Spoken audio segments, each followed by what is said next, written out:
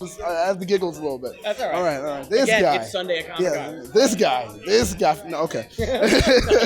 All right. Well, hello, and I guess welcome. Should you say welcome to me, or I say welcome to you? Either one works. Either one works. Welcome to both of us. Okay, hey, I like that. Welcome. Well, for the millions upon millions of people out there that need to know exactly who you are, please say your name. I am Will Friedle. Now, you may recognize Will from a lot of things, but as far as voiceover work, something that's very important to me, at least near and dear, was playing Deadpool. Yep. I was Deadpool in Ultimate Spider-Man, which was really, really cool. Now, we were talking about earlier, right before we even got on, you said like either people loved it or hated it. You know, they did. There was no in between. I didn't read a single thing. Nobody said to me like, "Oh, he was okay."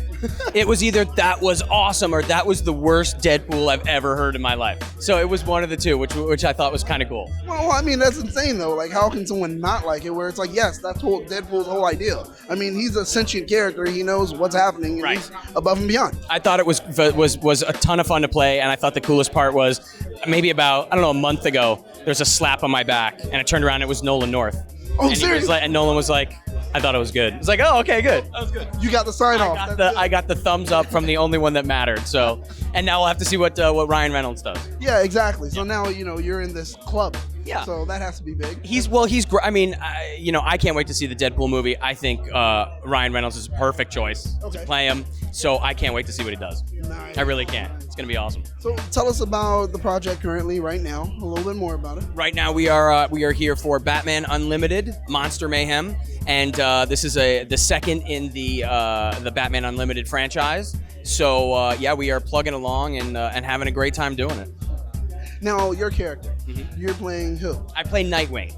So I played the first Batman. I played Dick Grayson. First Robin. Yeah. Well, Batman. I'm so used to saying I'm Batman. I played the first Robin, Dick Grayson, and I get to have some great scenes with not only Batman but Red Robin too. So you get the kind of the brotherly little antagonism next to each other, which is cool. So, like, playing that role, taking on that role, because I know before Neil Patrick Harris has even graced that role before. So now stepping into it, is it big to you, or is it like, I've got this? I always like to think when you're playing a superhero, you got to step in going, I've got this. But it's always huge to me whenever I get to play anybody new. And Nightwing's always been one of my favorites. I was a big fan of the idea of Batman's not always right.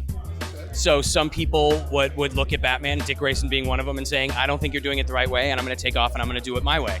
That always fascinated me. So playing Nightwing is very cool to me. So from what I'm hearing here, you're a fan. Oh yeah, huge fan. I've always been a fan of superheroes and animated projects more than anything else. I'm a huge fan of the animation world. So what was your first introduction into like the animation world and voiceover acting? What was your first? My first voiceover job was a show called Batman Beyond, where I played Terry McGinnis on Batman Beyond. That was my very first voiceover job. So it was kind of daunting to sit next to Kevin Conroy on my first day ever behind a microphone. Was a little tough. As for being a fan, I started being an animation fan with the original Transformers, G.I. Joe, Thundercats. Early 80s cartoons were really what sucked me in when I was 7-8 years old. Oh, so immediately it was just like, all right, great, I got this. But to do something so big as Terry McGinnis, because it's legendary. I don't know. People really loved Batman Beyond. We loved doing it. It was a great show, and there's really been a huge resurgence. So we're hoping to do more, but who knows. Well, I mean, because he's in one of my favorite episodes ever written for anything, which is Epilogue. Oh, how great was that? I remember Bruce Timm calling me and saying, we're writing an episode for you. I'm going to send it to you. You can't tell anybody about this. And then reading the script and finding out, the great twist at the end was just insane to me. And it became literal DC canon. Everyone was like, this is it. That's how it works. And that's it. And you got to bring that to life. It was, I was very lucky to be able to get that part. But I mean, you've got... again, Kevin Conroy and Mark Hamill as the Joker, Andrea Romano directing, and Bruce Timm and Paul Dini and Glenn Murakami. I mean, it was the A-list for animation. And so for my very first project ever to be doing that was a little scary, but it was great. Yeah, that was nuts. And that's what makes it great. So what do you have coming up? Like after this, there has to be something. There's plenty of stuff. I'm still Bumblebee on Transformers RID. We have a new show coming out on September 26th called Guardians of the Galaxy, where I'm playing Star-Lord. so that's going to be a ton of fun. Then we've got the Batman here, Monster Mayhem, and I'm back on Girl Meets World doing a few episodes of that. That's right, yeah, and it's been a very busy time for me right now, but it's been great. Man, I mean, you're doing everything that I need to watch. Sweet. And that's what makes it better for me. I love to hear that. I'm so happy to hear that. Yeah, it's been a lot of stuff very quickly, but man, I love it. So. Well, it's great to see you here. It's great to even know that you're still doing things. Not still, but you're definitely doing things that makes me happy. Thank you. That's essentially what I wanted to say.